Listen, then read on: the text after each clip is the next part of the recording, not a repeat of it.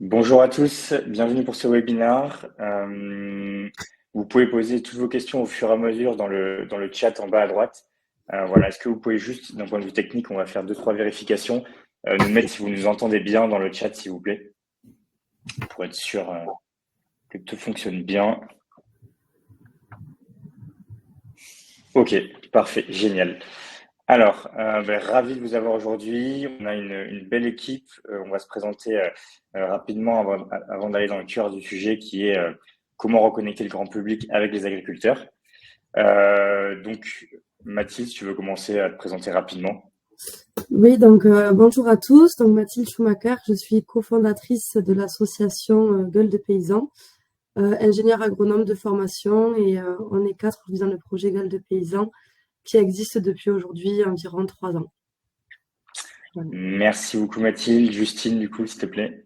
Alors bonjour à tous, moi c'est Justine Ern, du coup cofondatrice du média Bobine, média indépendant.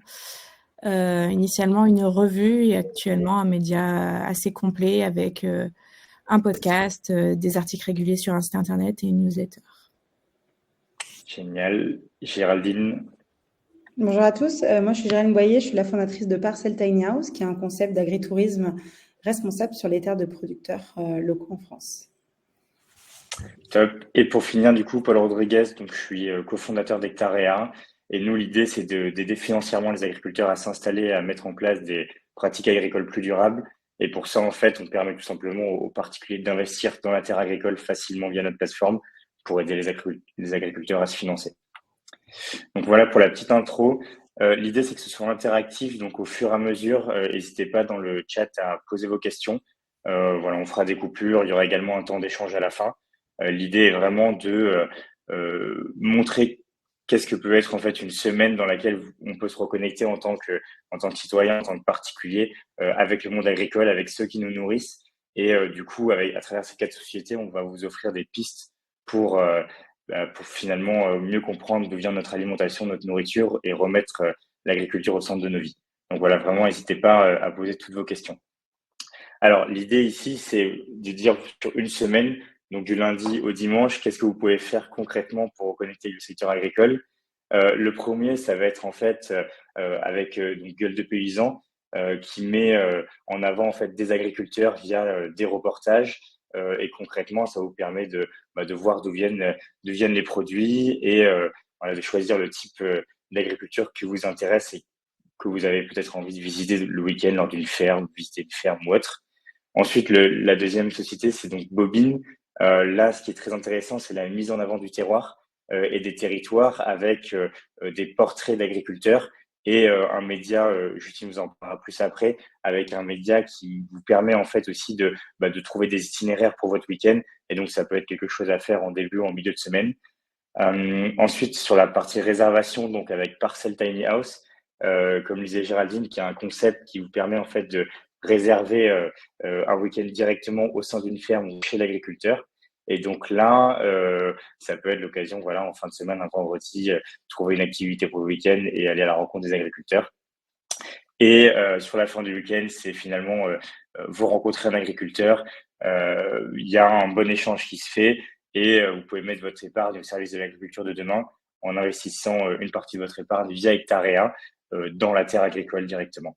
Voilà, donc ça, c'est vraiment toutes ces pistes et qui sont des activités qu'on peut faire au cours de la semaine. Alors, on va passer aux présentations plus concrètes des projets. Peut-être une question avant de commencer. Est-ce que dans l'année passée, donc en 2023, dans ceux qui nous écoutent, vous vous êtes rendu dans une ferme directement voilà, juste pour savoir un peu quel est votre lien avec le monde agricole et si vous, tout simplement, vous allez souvent à la rencontre de nos agriculteurs. Voilà, si vous pouvez répondre directement dans le chat, comme ça nous donnera une petite idée de si vous êtes proche du monde agricole. Voilà. Et je te laisse la parole, j'ai beaucoup parlé. Mathilde, si tu veux commencer avec Gueule de paysans. Oui, merci. Alors pour commencer, vous présenter Gueule de paysans. Donc comme je vous l'ai dit au départ, Gueule de paysans, c'est une association qui a vu le jour pendant la crise du Covid-19. Aujourd'hui, on est 4 à avoir participé et monté le projet. Donc Mélanie, Brune et moi qui sommes ingénieurs agronomes de formation et Amanda, elle qui a fait une école de cinéma à Toulouse. Et donc, l'objectif en fait de notre association, c'est de recueillir la parole des agriculteurs et diffuser leurs messages. Donc, on se rend sur des fermes d'agriculteurs qui sont volontaires et qui ont envie justement de partager leur quotidien. On va créer des reportages, des portraits, donc photos, vidéos et également des textes pour expliquer un petit peu leur vision et leur métier. Et le but après, c'est de les diffuser sur différents canaux, donc sur les réseaux sociaux, donc que ce soit Facebook, Instagram, TikTok et LinkedIn. Et en fait, c'est sur la base du volontariat, c'est les agriculteurs qui nous demandent de nous rendre sur leurs exploitations. On y va, on échange avec eux sur leur journée un peu type, euh, les, euh, les grandes lignes de leur exploitation et de leur métier. Et après, donc, nous, l'objectif, c'est de poser des questions très larges. Donc, il y en a souvent deux qui reviennent, c'est leur propre définition du métier d'agriculteur pour vraiment essayer de capter un petit peu toutes les diversités de ce métier selon eux et quel message ils aimeraient faire passer au grand public. Comme ça permet effectivement de laisser vraiment libre cours à ce qu'ils ont envie de dire. On n'a aucune, nous, caractéristique qu'on va mettre en avant ou non lors de nos interviews. C'est vraiment laisser la parole aux agriculteurs et leur permettre d'être un tremplin pour s'exprimer auprès du grand public. Voilà, donc... Hyper intéressant. J'ai une question pour toi, du coup, c'est finalement, tu mets en valeur auprès du grand public les métiers, les agriculteurs. Tu as des questions qui reviennent très souvent, peut-être par les particuliers qui suivent Gueule de Paysans. Est-ce que parfois tu permets de poser ces questions-là aux agriculteurs directement? Comment se fait en fait l'interaction? J'imagine pour des personnes qui nous suivent, concrètement, comment ils peuvent, s'ils ont des questions, les poser ou voilà, interagir finalement avec les agriculteurs. Alors, il y a deux façons de faire. Soit a posteriori des vidéos qu'on met, on a des fois des commentaires de personnes qui s'interrogent et là, on permet à l'agriculteur soit d'y répondre directement, soit quand c'est des questions assez basiques, nous, on peut y répondre derrière en commentaire. Et on a également la possibilité aux particuliers de nous écrire directement sur nos réseaux sociaux. Par exemple, on va annoncer que la semaine prochaine, on va se rendre chez un éleveur bovin-lait. Et en amont, les personnes peuvent nous écrire des questions qu'ils aimeraient poser à l'agriculteur. Et nous, on permet de faire ce relais justement et après de leur transmettre les réponses de l'agriculteur. Soit directement dans la vidéo, soit à part dans un message qu'on leur envoie directement. Ok. Donc, n'hésitez pas si vous avez des questions pour Mathilde à chaque fois. Donc, les projets sont un peu dévoilés en amont. Vous pouvez lui poser toutes vos questions et c'est voilà du super concret avec des reportages à la clé sur les agriculteurs. Super. Merci beaucoup Mathilde pour la présentation. Merci. Est-ce qu'il y a peut-être des questions déjà maintenant pour Mathilde? Voilà, n'hésitez pas. On pourra revenir dessus par la suite, hein, le temps qu'elle soit posée. Et donc, on va passer au projet suivant. Donc, Justine, s'il te plaît, si tu peux donc nous parler de Bobine, voilà, comment ça complète aussi d'autres initiatives comme Gueule de Paysans et aussi voilà toute votre expérience sur le terrain qui est assez incroyable et que je suis depuis un moment. Yes, merci. Alors, Bobine a été créée déjà par François Pissionne et moi. Et moi-même. Initialement, Bobine, la volonté, c'était d'ancrer des récits et des rencontres qu'on faisait dans le réel sur du papier. Donc, l'aventure Bobine, elle a démarré avec le papier, avec cette revue indépendante. Aujourd'hui, il y en a 3. On en a sorti une par an. Et ensuite, on est venu compléter cette offre et cette rédaction par des reportages et des vadrouilles, ce qu'on appelle vadrouilles. Donc, c'est des vadrouilles au sein de territoires. On va à la rencontre d'artisans, de paysans qu'on partage sur notre site internet, dans notre newsletter et sur les réseaux sociaux. Voilà, donc on va à la rencontre de ceux qu'on appelle les acteurs de nos territoires, les personnes qui, selon nous, incarnent le mieux des territoires et des terroirs, qui sont quasiment tout le temps, du coup, des paysans et des artisans. Et on partage ces itinéraires et ces vadrouilles de manière un peu plus complète sur le site internet. Et du coup, on invite le touriste, le visiteur, la personne qui part se balader à faire cette démarche-là, à aller rencontrer les personnes qui rencontrer ces personnes-là et mieux découvrir ce qui se cache derrière certains AOP, certaines gourmandises, mieux comprendre le travail qu'il y a derrière, quels sont les enjeux réels sur chaque terroir pour mieux comprendre ces endroits-là et de leur donner envie aussi de consommer, de mieux comprendre aussi pourquoi ils vont mettre tel ou tel prix derrière tel ou tel produit. Merci beaucoup pour la présentation. Effectivement, donc il y a le magazine Bobine qui est vraiment un super beau magazine et que j'ai par ailleurs. Il y a aussi des événements qui sont organisés. Tu n'en as pas parlé, Justine, mais la dernière fois, tu avais fait un événement à Paris où je m'étais rendu également avec des maires de collectivités, de villages, des personnes du monde agricole. Si tu peux nous parler un peu aussi de ces événements qui sont vraiment bien, je trouve, pour mettre le débat un peu et pouvoir y participer en tant que citoyen et particulier.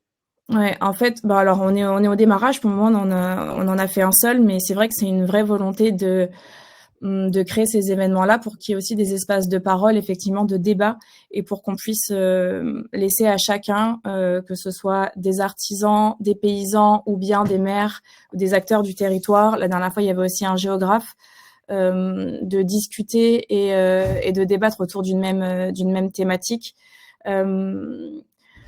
Pour nous, ça permet d'ancrer en fait tous ces récits dans la réalité et de les incarner. Donc, on est au démarrage. On pense essayer d'en développer à échelle locale en région. Pour le moment, c'est un peu en discussion, mais l'idée c'est que ce soit des événements ouverts où on fait interagir différents acteurs. Ouais, super initiative. La dernière fois, je crois qu'on était une centaine. Enfin, c'était vraiment un bel événement. Ouais. On a quelques questions qui sont arrivées, donc je vais vous les poser. Sur les canaux utilisés. Donc, c'était pour Mathilde aussi, et je reviens après Justine, sur les réseaux sociaux qui sont utilisés en fait pour communiquer tout simplement et montrer les portraits des agriculteurs, ou en tout cas les reportages. Pour toutes les deux, du coup, vous utilisez quoi comme canaux? C'est quoi ce que vous privilégiez? Alors pour Gueule de Paysan, on est sur Facebook, Instagram et là on a commencé LinkedIn et TikTok. Voilà, on Ok, essaie d'être sur les 4. ça marche, merci. Et Justine, s'il te plaît. Et nous, on se focalise sur Instagram, LinkedIn, qui est un réseau très intéressant pour nous parce qu'il y a beaucoup de métiers sur LinkedIn, donc ça nous permet de toucher une cible différente d'Instagram. Et on a aussi Facebook. Et puis ensuite, le site internet qui est mis à jour avec des vadrouilles et des reportages qui sont publiés quasiment une fois par semaine. Et notre newsletter qui paraît une fois par mois, tous les premiers mardis du mois. Ok, et Voilà. bien sûr la revue Bobine aussi, Et la qui revue est que j'ai voilà. entre les mains.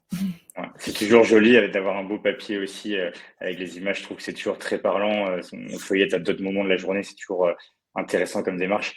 Et On a aussi le peut-être, podcast dont j'ai pas parlé. ouais, si On a, tu veux en dire quelques mots et ouais, on a aussi un podcast qui vient compléter cette offre et ces récits. Et l'idée, c'est vraiment de donner la parole à des personnes dites ordinaires qu'on va rencontrer et qui incarnent mieux que personne en fait tous ces combats-là, ces quotidiens-là et ces territoires. Et du coup, c'est chouette d'avoir ce papier, ces mots, ces photos et même ces voix. Ça vient vraiment compléter et créer des reportages qu'on espère immersifs et incarnés. génial. Et toujours une question pour toutes les deux du coup, un peu sur vos communautés, finalement, quel est l'âge un peu des personnes qui vous suivent, quel type de persona vous avez réussi finalement à intéresser, à reconnecter, ou en tout cas à commencer à reconnecter avec le milieu agricole? Pour notre part, c'est très dépendant des réseaux sociaux sur lesquels on va étudier. Sur Facebook, on a des personnes souvent qui ont à peu près la cinquantaine. Et on a quand même une grosse communauté d'agriculteurs, mais aussi de personnes de milieux ruraux qui connaissent aussi les agriculteurs et qui s'y intéressent. Donc, c'est assez intéressant. Alors que sur Instagram, on a une grande communauté de personnes hors du monde agricole et qui va être potentiellement plus jeune aussi sur ce qu'on peut voir sur nos Ok. interactions. Donc intéressant du coup de voir que souvent on oublie un côté, mais la volonté je pense, de communiquer, elle est très forte aussi côté agriculteur. Et du coup, souvent, on regarde avec l'angle comment reconnecter les particuliers, mais il y a aussi, je pense, l'autre côté. Et je sais pas, Justine, sur ça, si tu réponds à la question et aborder ce point-là également. Sur l'engagement des agriculteurs, Ouais, ok, sur l'intérêt que eux ils peuvent y trouver, c'est ça? ouais, exactement, parce Ok. qu'on a parlé beaucoup de l'autre côté, mais je pense que c'est hyper important également, côté agriculteur, ce que tu apportes. Ok. Du coup, nous, juste pour répondre à la question de la cible, on a une cible qui se situe entre 28 et 42 ans. Je pense et on pense que le fait d'avoir différents supports, à commencer par le papier, enfin, on a du papier et on a aussi du digital, nous permet d'avoir, de toucher une cible plus large, parce que les lecteurs du papier ne sont pas forcément les lecteurs du site internet. Enfin, ou en tout cas, enfin oui, mais les lecteurs du site internet sont souvent ceux du papier, mais pas forcément dans l'autre sens. Et du coup, d'avoir ces revues qui sont vendues en épicerie ou en librairie indépendante, ça permet d'accéder à une cible auquel on n'accéderait pas forcément via les réseaux sociaux.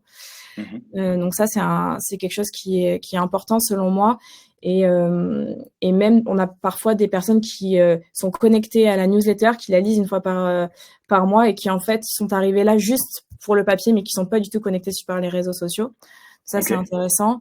Ensuite, par rapport à l'impact que ça peut avoir et les réactions qu'on a chez les paysans, c'est qu'en fait, c'est des personnes qui manquent profondément de reconnaissance, des personnes qui sont profondément touchées quand on décide de passer du temps avec eux en immersion, quand on prend le temps de comprendre qui ils sont, pourquoi ils sont là, quelle est leur histoire, quelle est leur incarnation. Enfin, on a des retours plutôt très positifs, ça fait du bien. C'est souvent ce qu'on nous dit. Ils sont souvent touchés, ils sont contents de recevoir des belles images où ils se sentent vus. Et quand on rédige aussi, ouais, ça leur fait du bien en fait. Ça leur fait du bien et ils sont pas tous sur les réseaux sociaux. Là, la couverture du dernier numéro avec Ellie et Zélie, ils sont pas du tout sur les réseaux sociaux. Donc eux, ils se retrouvent un peu catapultés et sur le papier et sur les réseaux sociaux et ils trouvent ça incroyable que des personnes viennent s'intéresser à eux et à leur destin qu'ils trouvent hyper simple et ordinaire. Donc ouais, c'est plutôt très bien accueilli. Ça les dynamise, ça leur redonne confiance, ça les booste. Génial. C'est quelque chose qu'on a senti aussi, nous, de notre côté, chez Hectarea. On a fait une vidéo pour présenter le premier terrain qu'on a financé. Et voilà, c'est une vidéo qui a fait, je crois, 1500 vues sur YouTube. Et l'agriculteur, en fait, l'a partagé. Il était vraiment Fier. content. Ouais. Ouais, il était ouais, fier. Et voilà, c'est son quotidien, mise en valeur. Il a réussi à passer dans le sud-ouest après également, ça a été repris. Et on pensait pas que ce serait aussi fort sur ce côté-là, mais effectivement, c'est vraiment bien, quoi, tout simplement. Ouais, ça permet aussi Euh, de faire rayonner à échelle locale, ouais. souvent. Ils vont montrer aux copains ou alors aux touristes qui vont venir les rencontrer, ils vont passer dans le journal local. Et en fait, ça permet aussi ouais, ouais, voilà. C'est chouette de ce côté-là aussi. Les embarquer, ouais, de leur côté, Mm. visibilité. Ok, merci beaucoup. Super ces deux présentations. On va passer du coup à la partie un peu plus fin de semaine sur le week-end, comment organiser ces sorties. Et voilà, Géraldine, si tu peux nous expliquer le concept de parcelle tiny, hein, s'il te plaît. Oui, bien sûr. Donc Parcel, c'est un concept d'agritourisme responsable. Donc, on finance et on installe des tiny houses, qui sont ces micro-maisons écologiques que vous voyez sur l'image, autonomes en énergie, et on les place en pleine nature chez les agriculteurs. L'idée étant d'offrir aux voyageurs un séjour vraiment de déconnexion. Donc, il n'y a pas de télé, pas de Wi-Fi. On prend un petit peu tout ce qu'on appelle le slow living et le retour aux sources avec la découverte justement du terroir agricole français. Donc, on est installé dans une trentaine de destinations en France, des vignobles de Saint-Émilion à la Normandie, une ferme de brie bio en Seine-et-Marne. Donc, l'idée, c'est vraiment de découvrir, de rencontrer l'agriculteur et d'avoir des différentes expériences. Donc, ça peut être très bien une initiation à la traite, un stage de permaculture ou une balade méditative avec des chevaux. Chaque destination a ses propres spécificités. Et en fait, l'idée de Parcel, c'est d'avoir un revenu complémentaire. Donc, on reverse une commission qui est à peu près de 40% aux agriculteurs en moyenne sur le revenu des voyageurs. Et ça leur permet en fait de diversifier leurs revenus agricoles et de développer un projet de tourisme durable sur leur terre. Hyper intéressant. Donc, dans le programme d'une semaine, vous voyez où on peut voir ce que font concrètement les agriculteurs, les paysans, se reconnecter, lire sur les sujets, ensuite faire un séjour concrètement sur place. Il y a l'apport financier après au-delà de ça avec le complément de revenus que ça génère. Et j'imagine qu'il y a aussi la partie vente de produits au-delà du séjour qui est fait avec l'achat de produits en circuit court à la ferme, du coup, Géraldine. Ouais, exactement. Donc, en plus, tu peux même lire les magazines bobines dans les tiny house, puisqu'on les a tous. Donc, Génial. vraiment, ça te complète l'expérience.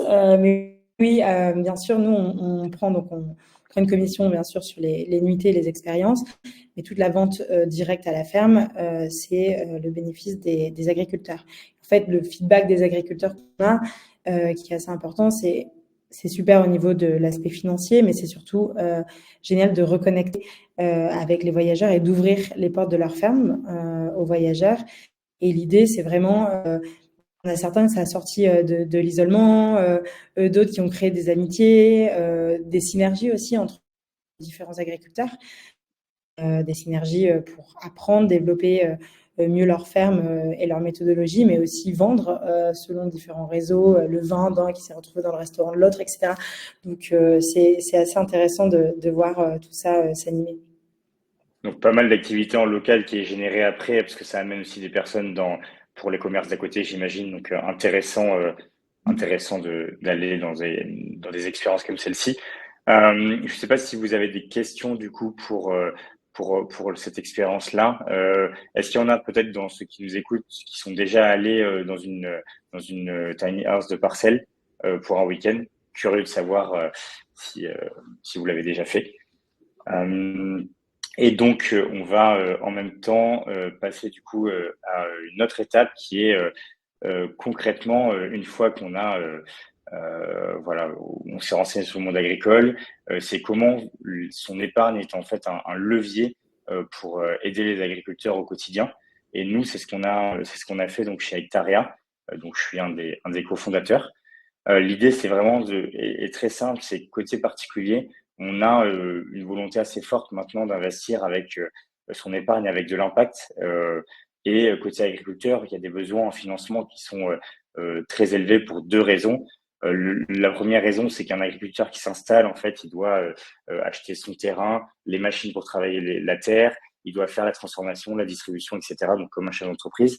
Mais la partie foncière est souvent très chère et donc ça bloque l'installation des agriculteurs.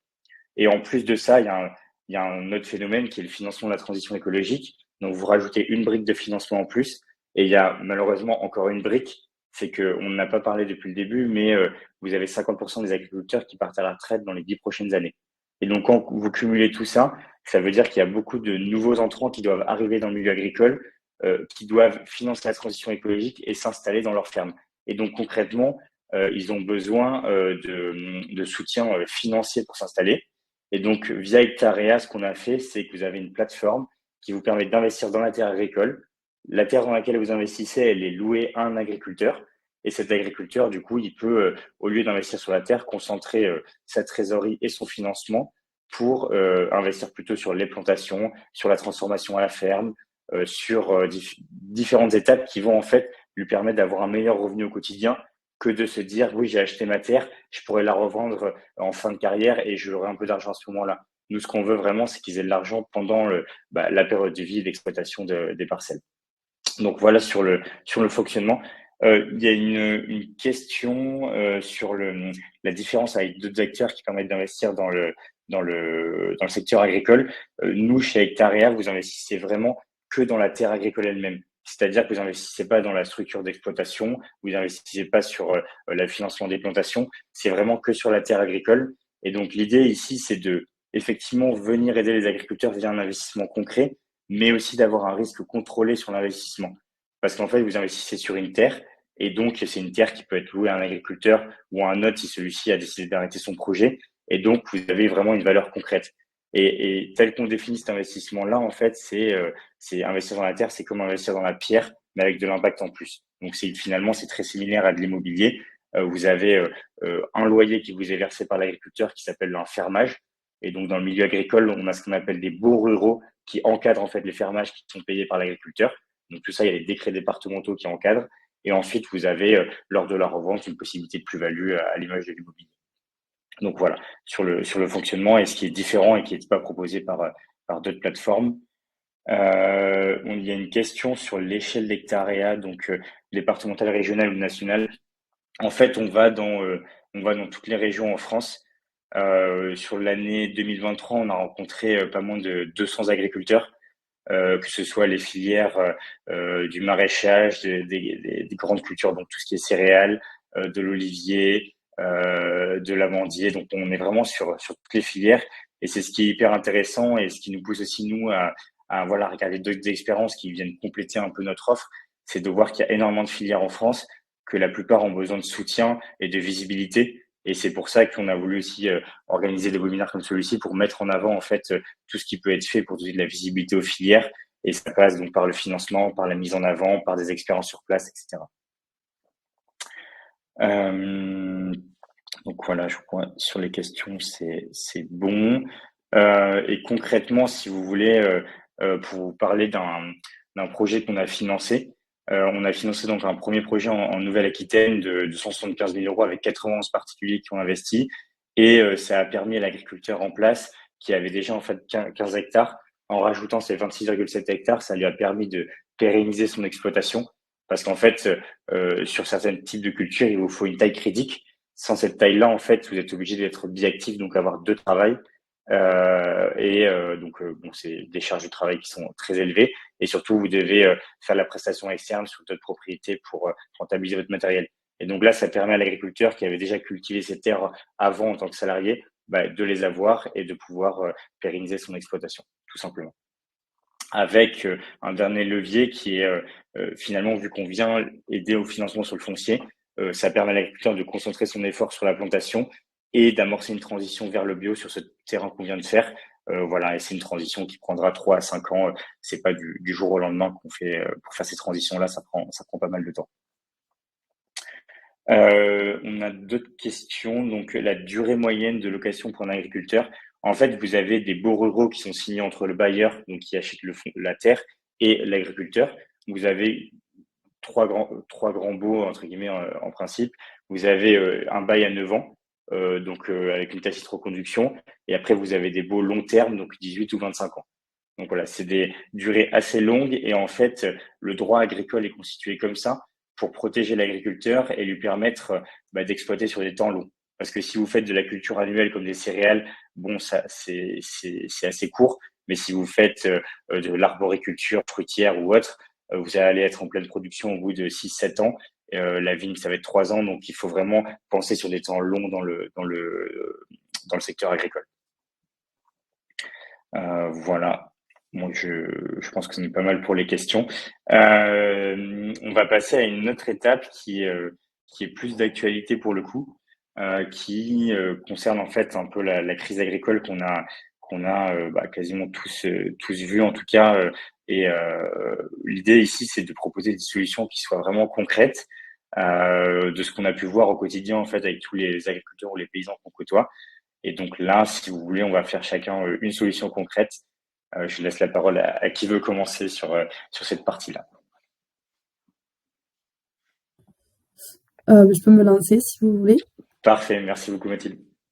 Donc une des solutions concrètes qui pourrait être, je pense, facilement être mise en place, ça serait tout simplement de faire preuve de curiosité aussi au sein du monde agricole et que le grand public ne s'y intéresse pas que quand il y a des crises justement qui parfois cherchent à polariser un petit peu le débat ou à émettre des jugements sur ce qui est bien ou ce qui est pas bien. En fait, on en parle souvent, j'ai l'impression, du monde agricole quand il y a des problèmes ou quand il y a des événements très spécifiques comme les salons, etc.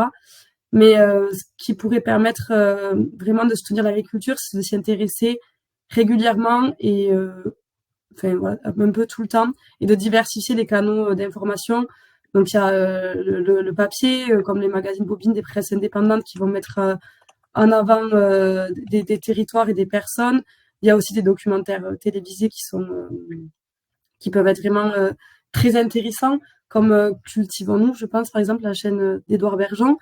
Il y a surtout, je pense, les agriculteurs qui parlent, c'est quand même les mieux placés pour parler de leur métier Et contrairement à ce qu'on peut penser, c'est un monde qui n'est pas du tout hermétique. Bien au contraire, nous, on le voit avec le nombre d'agriculteurs qui nous demandent de venir à leur rencontre, qui est grandissant et qui s'exprime au final très bien et qui n'attendent que ça. Et donc, pour les rencontrer, il y a tout ce qui est agritourisme, justement, avec Parcelles, par exemple, des propositions comme ça qui permettent de favoriser l'échange en direct ou la vente directe, les marchés ou la vente à la ferme, etc.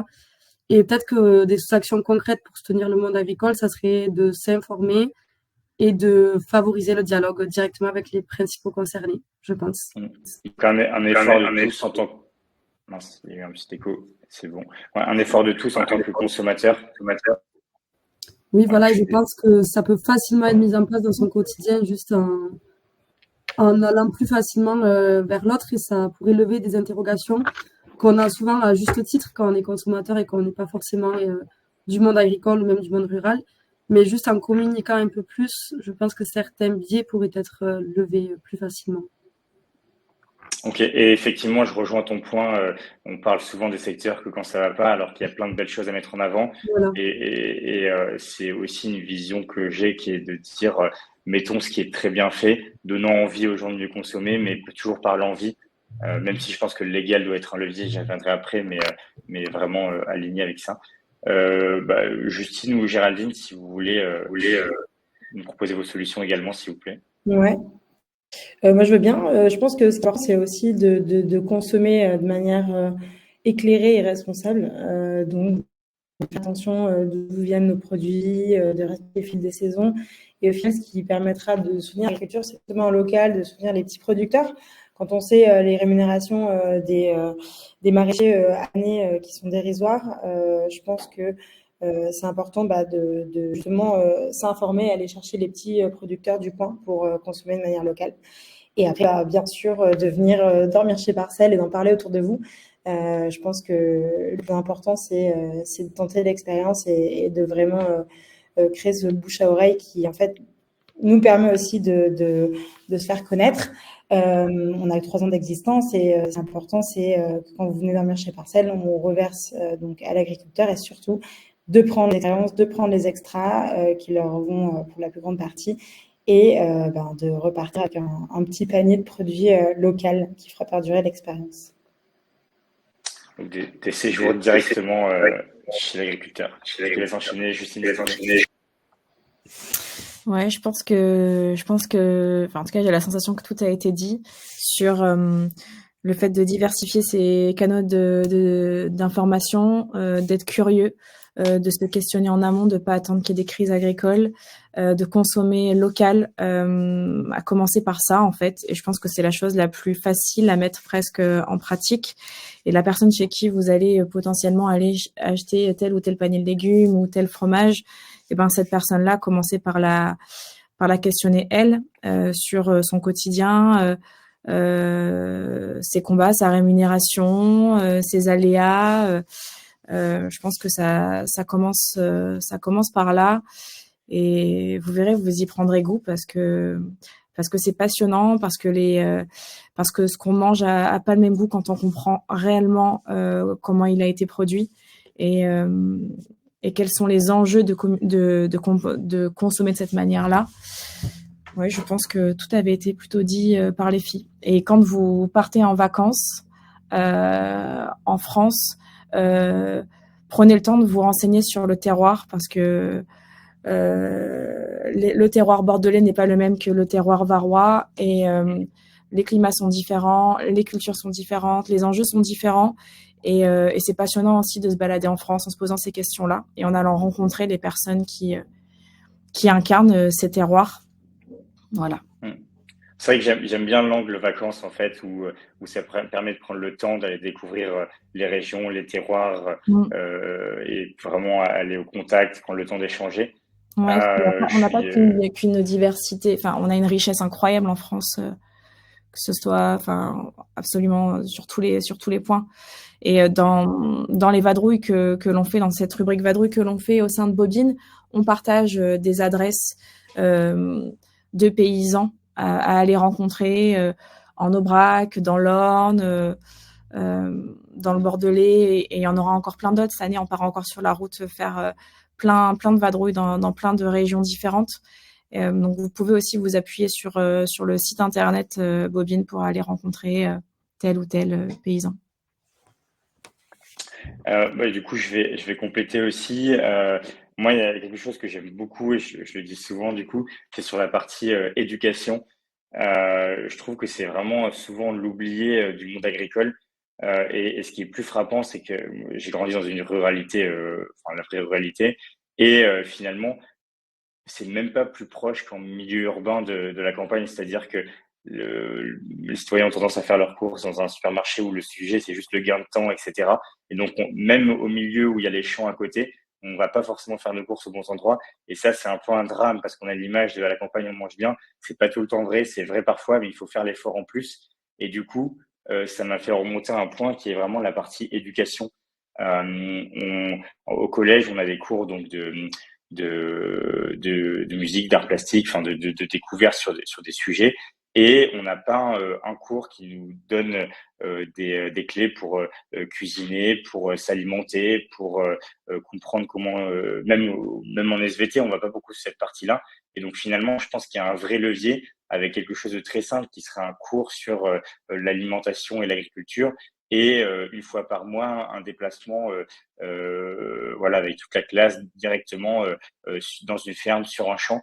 Et je pense que c'est vraiment quelque chose qui manque parce que les seules fois où, en tout cas c'est une expérience personnelle, j'ai pu le faire dans ma scolarité hors le fait que je vivais dans une ferme à côté, tout le monde avait l'air vraiment content et heureux de le faire. Et donc c'est vraiment quelque chose de très simple qui pourrait voilà déjà susciter des vocations parce que le nombre d'agriculteurs il a diminué en France parce qu'il y a 50% qui vont partir à la retraite dans les 10 prochaines années.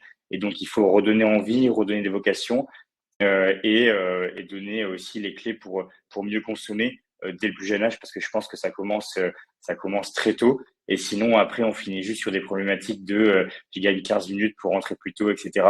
Et donc, finalement, il y a toujours des arguments irréfutables. Et voilà, à part si on aime vraiment ça, on a du mal à faire amorcer ce changement, je trouve. Donc voilà, j'ajouterai ce point-là. Et peut-être un dernier levier qui est le levier légal aussi. On parle beaucoup de via donc Bobine Gueule de Paysan, vraiment donner envie de se reconnecter, via Parcelle, aller directement à la ferme. Donc on a plein d'initiatives privées et nous avec Hectarea permettre d'investir dans la terre agricole directement. Mais je pense que le légal a quelque chose à faire aussi d'important. Toute transition, il faut des décisions de l'État. Et sur ça, il faut qu'elle soit appliquée. Je pense à la loi Egalim qui l'est pas vraiment ou quasiment pas. Il faut vraiment qu'il y ait un levier légal en plus parce que là, je pense que tous ceux qui suivent le webinaire et qui ont posé des questions, on a cette fibre et cette envie de se reconnecter avec le monde agricole et pour remettre l'agriculture au centre de nos vies. Mais si on veut avoir un impact à très grande échelle, embarquer plus de personnes, malgré l'envie, je pense qu'il faut aussi un peu de contrainte de l'État et donc voilà aider nos agriculteurs et les initiatives qui les aident aussi via des lois ou des décrets qui sont concrets sur le territoire. Voilà. Je vais arrêter mon monologue ici. On a eu quelques questions et je vais profiter. Voilà, on a un petit temps d'échange. Il nous reste quelques minutes pour les questions. Alors, question pour Gueule de Paysan. Est-ce que ce ne serait pas intéressant d'informer de façon vulgarisée les principes de l'agriculture, comme l'agriculture biologique par exemple, ses différences avec l'agriculture raisonnée, intensive, en maraîchage, etc. Oui, c'est vrai que ça serait intéressant de peut-être clarifier les termes de façon vulgarisée pour rendre accessible au grand public. Après, nous, ce qu'on veut aussi, c'est essayer de pas émettre de comparaison d'un type d'agriculture à l'autre pour laisser tous les agriculteurs s'exprimer, qu'ils soient en bio ou non. Donc peut-être qu'on pourrait imaginer le faire sous d'autres formats que les portraits qu'on fait avec, je sais pas, des petits posts plus éducatifs. C'est vrai que ça pourrait se faire ou laisser l'agriculteur l'expliquer lui-même.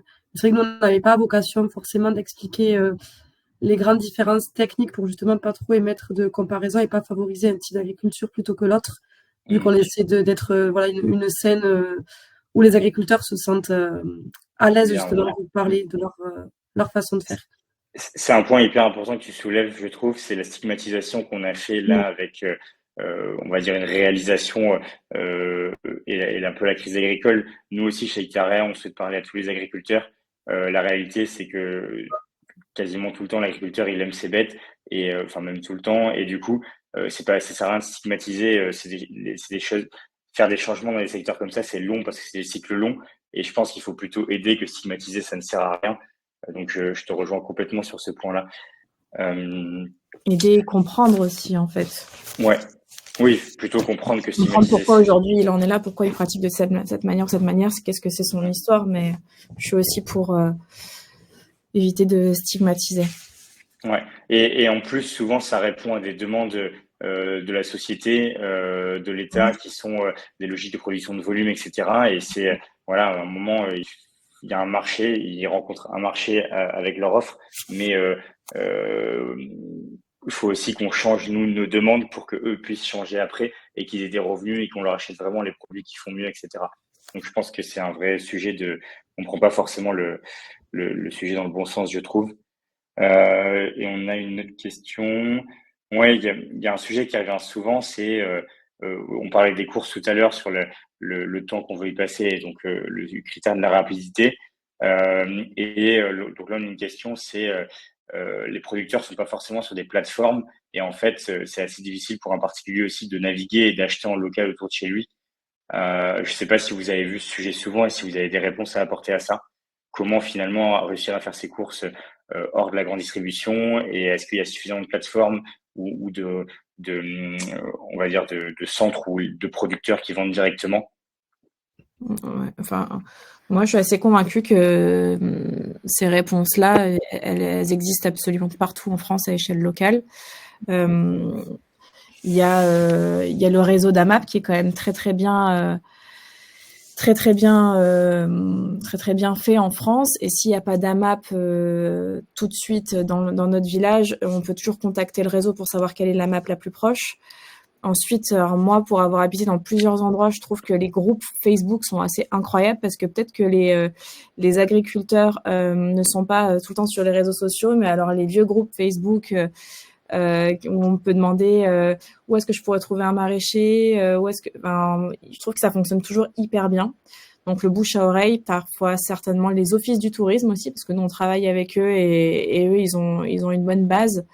Voilà, je dirais ça. Ouais, je suis d'accord. Après, c'est un effort à faire en tant que consommateur. On Mais peut c'est un trouver en effort. local, hein. Aller se fixer comme objectif d'aller que chez des maraîchers, par exemple, des choses comme ça. Toute l'année, il y a des légumes, des fruits et légumes de saison, et enfin, à titre personnel, c'est ce que je fais, et on y arrive. Et quelle que soit la ville, que je monte à Paris un moment, ou que je sois chez moi au sud de Bordeaux en campagne, j'arrive à le faire. Mais effectivement, c'est quand même des questions qu'on a.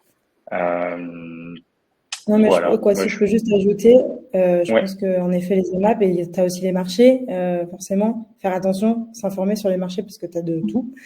Et après, je pense que tu as aussi des supermarchés type Super U qui fait pas mal de trucs en localité, et qui au final fait travailler beaucoup de petits producteurs.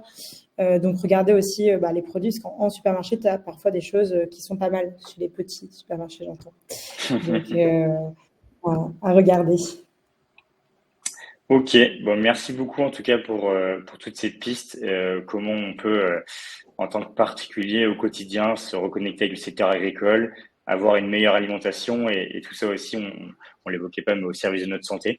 Donc voilà, merci beaucoup Mathilde, Justine et Géraldine avec vos super initiatives. Très content d'avoir pu les partager. Et merci à tous de vous être connectés pour le webinaire. N'hésitez pas, si vous avez des questions par la suite, à nous contacter avec plaisir pour y répondre. Merci à tous. Très bonne journée.